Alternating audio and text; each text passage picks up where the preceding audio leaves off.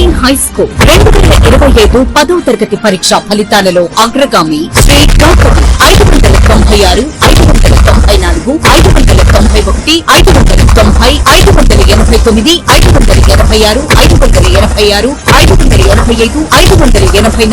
576 వంటి మార్కులతో ప్రభంజనం. 590కి పైగా నలుగురు, 570కి పైగా 15 మంది, 550కి పైగా 33 మంది, 500కు పైగా 70 మంది. ప్రతి ఇద్దరిలో ఒకరికి 500 మార్కులు. ఈ విద్యా సంవత్సరం నుండి lecturers JEE NEET foundation academy ఎందరినో ఇంజనీర్స్ మరియు డాక్టర్స్ గా తీర్చిదిద్దిన అధ్యాపకులే వ్యవస్థాపకులుగా నడపబడుతున్న విద్యా సంస్థ Sri Gautami high school. Audio visual class rooms, artificial intelligence and coding బోధించుటకు ప్రత్యేక కంప్యూటర్ ల్యాబ్, బాలబాలికలకు వేరువేరుగా హాస్టల్ వసతి కలదు. అడ్మిషన్లు జరుగుతున్నవి. Sri Gautami high school, Chirala. Cell number 9247472417, Terala 7396344837, Inkollu 8125184043.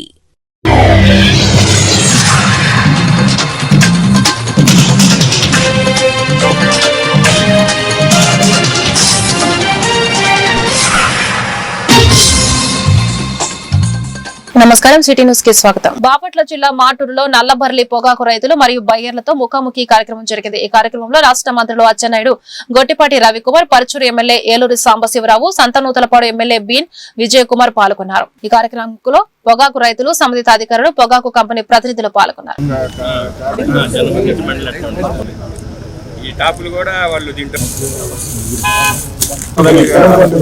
ఏంటంటే కొద్దిగా నేతది ఇలాంటివి ఏరియాలు ఎన్ని ఉన్నాయి.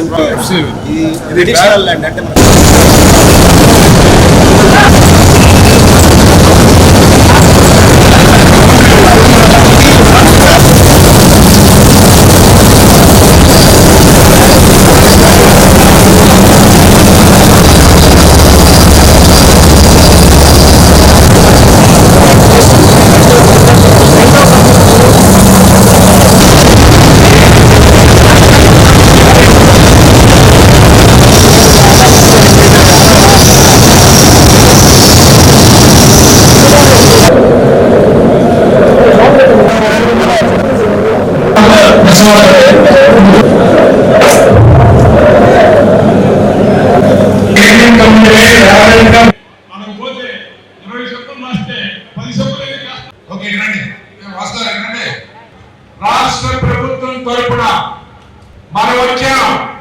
మొదటి 9 మాసాల్లోనే 130 కోట్లు కేటాయించి దాదాపుగా 100 కోట్లు స్థిరీకరణ నిధి కింద ఖర్చు పెట్టి టమాటాలకు రేటు తగ్గితే కొన్నాం, ఉల్లిపాయలకు రేటు తగ్గితే కొన్నాం.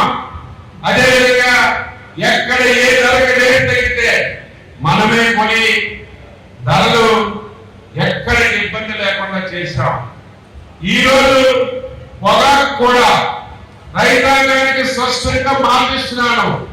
చివరి ఆవు వరకు కొనే బాధ్యత కంపెనీలు ప్రభుత్వ సహకారంతో పూర్తి చేస్తాం. ఎవ్వరు అధైర్యపడవలసినటువంటి పని లేదు. ఒక రోజు ఆలస్యమైన కొనే బాధ్యత మేము తీసుకుంటాం. కంపెనీ వారికి స్పష్టంగా ఎప్పుడైనా ఇబ్బందికరమైన పరిస్థితులు వచ్చినప్పుడు, మన సమస్య వచ్చినప్పుడు దాన్ని ఎదుర్కొన్న మేరకు వాళ్ళు ఏమనుకుంటారంటే, మేము నష్టాల్లో పోకుండా మా పెట్టుబడులు వరకు జాగ్రత్తగా వచ్చే కనుక మళ్ళీ రాబోయే రోజులు ఇప్పటికే కనుక ఇబ్బందికరంగా ఉండేదానికి వాళ్ళు పోరాడుతున్నారు. కానీ మిమ్మల్ని వేరే విధంగా ఇబ్బందికరంగా కానీ కాదు. కానీ నేను అడిగేది ఏంటంటే, వ్యాపారస్తులు గతంలో లాభాలు వచ్చినప్పుడు ఎవరైతే ముందుకు వచ్చి కొన్నారో అందరూ ఒక ఐటీసీ లేకపోతే జీపే ఎంత వాళ్ళు ఎకరాలు ఉన్నారు, లేకపోతే పీఈటీ ఉంది, పిఎస్పీ ఉంది, ఏఎస్పీ ఉంది, మధ్యలక్ష్మి ఉన్నారు, మెట్పల్లి ఉన్నారు, యాదగిరి ఉన్నారు, ఇంప్లెక్స్ ఉన్నారు, ఇంకా చాలా మంది ఉన్నారు. కంపెనీలు అందరూ ఎవరైతే పోయిందని లాభాలు చెప్పుకున్నారు. నేను కొన్ని వేల మంది రైతులతో ఇంటరాక్ట్ అయిన తర్వాత ఈ ప్రపోజల్ భాగంలో ముద్రణ జరుగుతుంది. అదేంటంటే, ఒకటి 2 రకాల గ్రేడ్లే ఫీల్డ్ అందుబాటులో ఉన్నాయి. ఒకటి అడుగాకులు, లో quality. 2 medium and high quality, కొన్ని 90-10 ఉండొచ్చు, 80-20 ఉండొచ్చు, 60-40 ఉండొచ్చు. 2 గ్రేడ్లే ఉన్నాయి. ఇప్పుడు రైతు వాటిని మళ్ళీ ప్రాపర్ గా గ్రేడింగ్ చేసి మళ్ళా చేయాలంటే ప్రాక్టికల్ గా సాధ్యమయ్యే పని కాదు. కాబట్టి ప్రభుత్వం కానీ కంపెనీలు కానీ రిజర్వేషన్ లేకుండా 2 గ్రేడ్లుగా నిర్ధారించి, ఒకటి లో గ్రేడ్ ఒక ప్రైస్, ఇంకొకటి యావరేజ్ గ్రేడ్ ఒక ప్రైస్. ఇప్పుడు లో గ్రేడ్ 4,000 5,000 కొంటున్నారు. దానికి ఒక ఎంత కొన్నారు?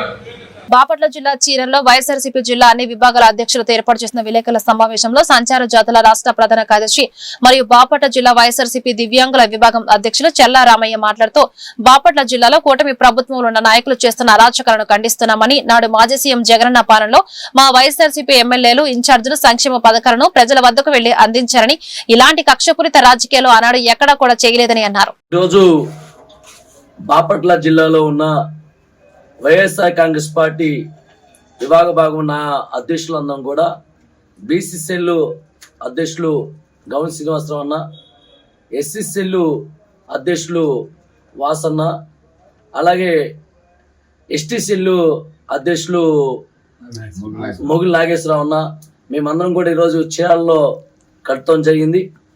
ఈరోజు ఈ ప్రెస్ నోటు విలేకరులకి తెలియజేసేది ఏంటంటే, బాపట్ల జిల్లాలో ఈ కూటమి ప్రభుత్వంలో ఉన్న ఎమ్మెల్యేలు, ఆ కూటమిలో ఉన్న నాయకులందరూ కూడా వైఎస్ఆర్ కాంగ్రెస్ పార్టీలో ఉన్న నాయకులు కార్యకర్తల మీద తప్పుడు కేసులు పెట్టే పరిస్థితుల్లో ఈ బాపట్ల జిల్లాలో ఈ కూటమి ప్రభుత్వం రెడ్డిపుక్కు రాజ్యాన్ని నడిపిస్తున్న పరిస్థితి జరుగుతుంది.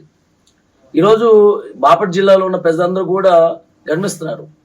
గతంలో వైఎస్ఆర్ కాంగ్రెస్ పార్టీ అధికారంలో ఉన్నప్పుడు మాజీ సీఎం జగనన్న పాలనలో ఈ బాపట్ల జిల్లాలో ఉన్న ఎమ్మెల్యేలు, ఎంపీలు కూడా ఎంతో ప్రజలకు కావాల్సిన గడప గడపగా తిరిగి ప్రభుత్వం నుంచి సంక్షేమ పథకాలని ప్రజలకు అందిస్తూ పాలన ముందుకు నడిపించిన పరిస్థితి ప్రజలందరికీ తెలిసిన విషయమే.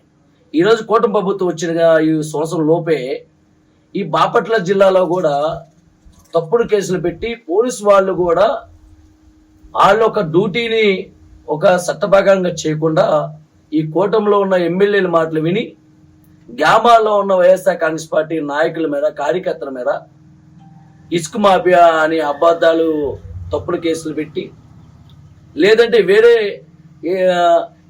ఎస్టీ వాళ్ళ మీదని, బీసీ వాళ్ళ మీదని, ఓసీ వాళ్ళని, ఇటు కులాల పేర్లు కూడా పెట్టి తప్పుడు కేసులు పెట్టి ఈరోజు పోలీసు వాళ్ళని అడ్డుపెట్టుకొని ఈ కూటమి నాయకులు ఎంతో అన్యాయంగా కేసులు కట్టే పరిస్థితిని మేము ఖండిస్తున్నాం.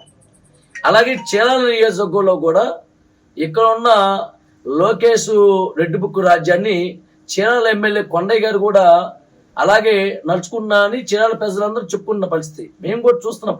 నాది కూడా పక్క బాపట్ల నియోజకవర్గం నాది కూడా. ఈ చీరాల నియోజకవర్గంలో మిత్రులతో అందరితో కూడా పరిచయం ఉండే ఈ చీరాల నియోజకవర్గం మా అమ్మగారిది కూడా.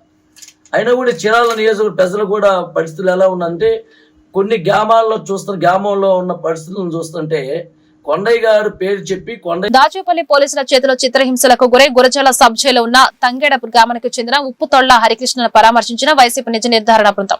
ఈ సందర్భంగా జరిగిన మీడియా సమావేశంలో అంబటి మాట్లాడుతూ పోలీసులు హరికృష్ణపై హత్యాయత్న ప్రయత్నం కేసు పెట్టారని చెప్పారు. సంఘటన తెలియగానే మాజీ సీఎం జగన్మోహన్ రెడ్డి తమను సంఘటన ప్రాంతానికి వెళ్లి వాస్తవాలు ధృవీకరించుకోవాలని ఆదేశాలు జారీ చేశారు.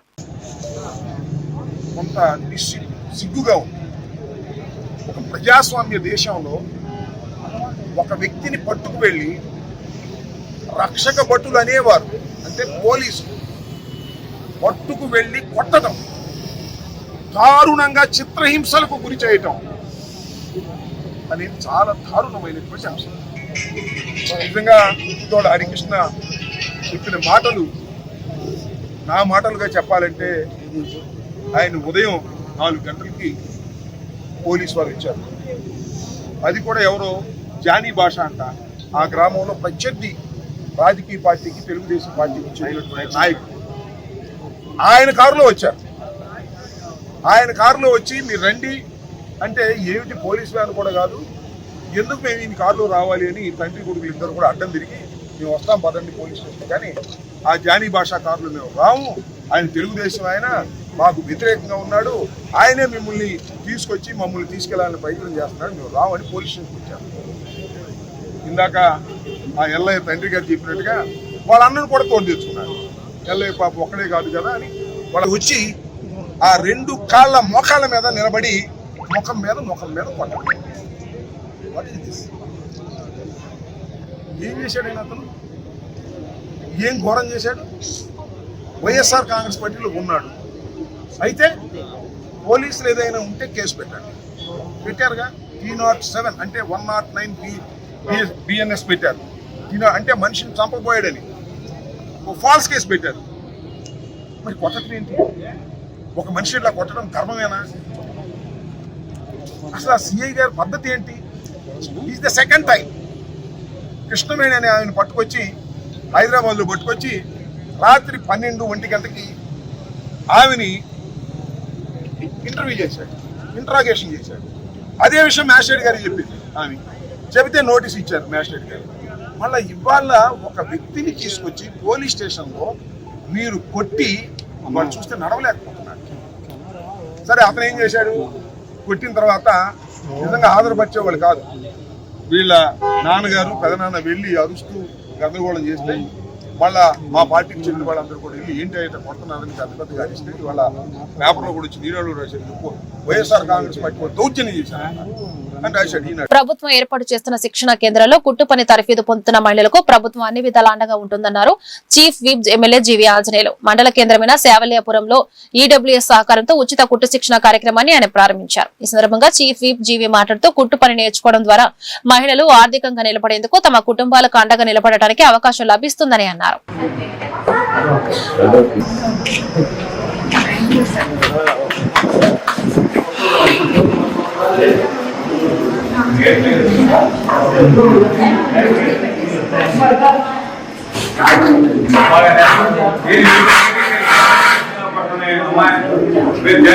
అభినందనలు. ముఖ్యంగా ఈరోజు ఈ శిక్షణా శిబిరాల కోసం వచ్చిన మీ అందరికీ, పాత్రికేయ మిత్రులు, జర్నలిస్ట్ సోదరులకి, పాత్రికేయ మిత్రులకి అభినందనలు తెలియజేస్తున్నాం ప్రత్యేకంగా. సో మీరు అప్పుడప్పుడు కొంచెం సెంటర్కి వచ్చి ఎంతమంది నేర్చుకుంటున్నారు ఉత్సాహంగా అనేది కూడా ఇస్తే వాళ్ళందరికీ మళ్ళీ మిషన్లు వచ్చేది చేస్తాం. అలాగే ఝాన్సీ గారు మన టౌన్ లో కూడా స్టార్ట్ చేసాం. కొంచెం మిషన్లు తక్కువగా ఉన్నాయని వినపడుతుంది. ఇంప్రూవ్ చేసుకోండి.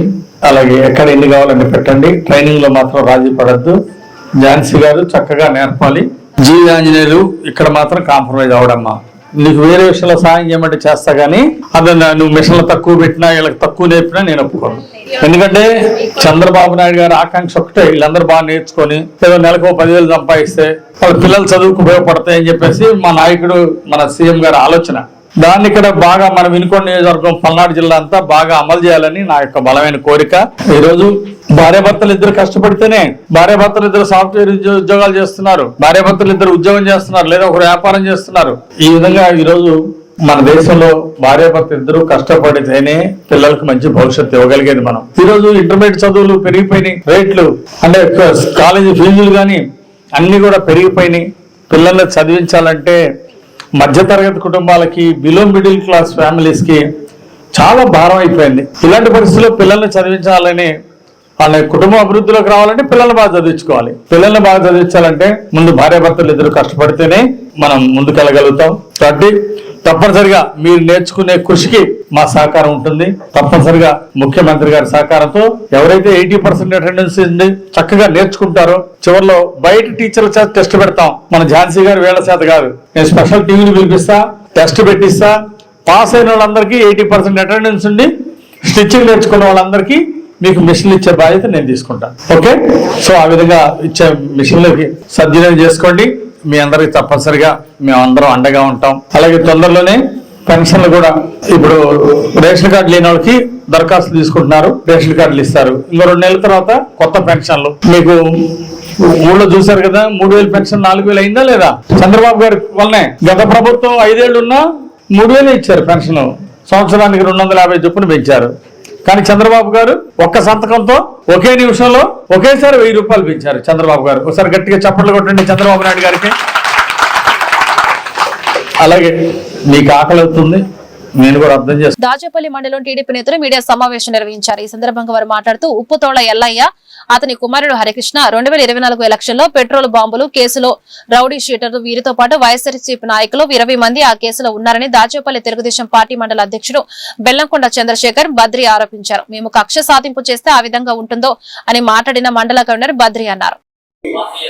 24 ఓట్లు అధికారంలో ఉన్నటువంటి వైఎస్ఆర్సీపీ పార్టీ రాష్ట్రంలో, అదేవిధంగా గురిజాల నియోజకవర్గంలో కాశ్మీర్ శెట్టి ఆధ్వర్యంలో ప్రశాంతంగా ఉన్నటువంటి పల్నాడు ప్రాంతాన్ని రక్తం ఉడికించినటువంటి మహేష్ రెడ్డి గారు అనేక గ్రామాల్లో ఫ్యాక్షనిజాన్ని లేపి అక్రమ కేసులతో దౌర్జన్యాలతో అట్టుడికిన గురిజాల నియోజకవర్గంలో మళ్ళా 2024 తర్వాత ప్రశాంతమైన జీవితాన్ని ప్రజలు గడిపిస్తున్నారు. మొన్న తంగడ గ్రామంలో ఉప్పుతోళ్ళ ఎల్లయ్య మరియు వాళ్ళ కుమారుడు హరికృష్ణ వీళ్ళిద్దరు కూడా 2024 ఎలక్షన్లో రౌడీ షీటర్స్ వీళ్ళు 2024 ఎలక్షన్లో బాంబులు, పెట్రోల్ బాంబులకి సూత్రధారులుగా, అదేవిధంగా ముఖ్యంగా ఇలా ఆధ్వర్యంలో జరిగింది. వీళ్ళతో పాటు మరొక 20 మంది వైసీపీ నాయకులు ఉన్నారు. 2019 నుంచి 24 దాకా తంగడ గ్రామంలో ఒక సానుభూతి పరురాలు, టీడీపీ సానుభూతి పరురాలు సుబ్బులు, ఆమె ఇంటిని కూల్చి ఆమె నోట్లో పురుగుల మందు పోసి చంపినటువంటి ఘటనలు, అదేవిధంగా ఎన్నో 2-3 హత్యలు తంగడ గ్రామంలో, ప్రశాంతంగా ఉన్న తంగడ గ్రామంలో జరిపారు. అందులో భాగంగానే 2024 ఎలక్షన్లో రౌడీ షీటు ఉంది. దాంట్లో భాగంగానే పోలీస్ స్టేషన్కి తప్పించుకుంటూ తిరుగుతూ మొన్న 3 రోజుల క్రితం హుస్సేన్ని బెదిరించి కత్తితో అడ్డగించి చంపుతామని బెదిరిస్తే అతను వచ్చి కంప్లైంట్ చేస్తే దాచేపల్లి పోలీస్ స్టేషన్లో హరికృష్ణని తీసుకురావడం జరిగింది. తీసుకొచ్చిన భాగంలో విచారణ జరగకుండానే వైసీపీ నాయకులు అందరూ కూడా కట్టగట్టుకొని పోలీస్ స్టేషన్ మీద దౌర్జన్యానికి పాల్పడ్డారు. అదేంటంటే లేదో నీతిమంతులు. వివాదం ఇంతటితో సమాప్తం. నమస్కారం.